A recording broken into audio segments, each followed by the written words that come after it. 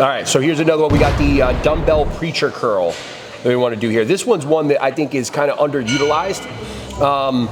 One thing that you might hear somebody talk about, especially if they're kind of an older head in the gym, right, is the potential for injury on something like this, right? And it's one thing that I want to make sure that we kind of emphasize on, especially based off the way that I like to use this. I want to see this get full extension. Most people, when they're doing this, you're using a bigger weight and they're trying to compensate by coming right around here, right, where they feel a little bit more safe.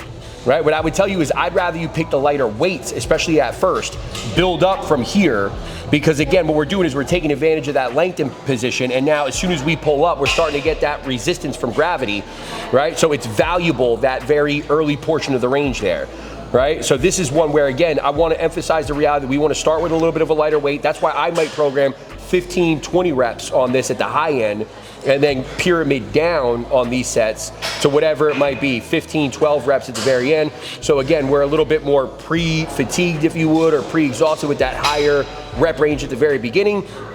But again, we're also picking a weight, right, that allows us to get closer to that rep range. So again, in this one, I think the most important thing to know is make sure you're coming fully extended, picking a weight that safely allows you to do that. And at the top, the one thing that we could talk about here is being able to turn in just a little bit. You see her bicep and the way it works there?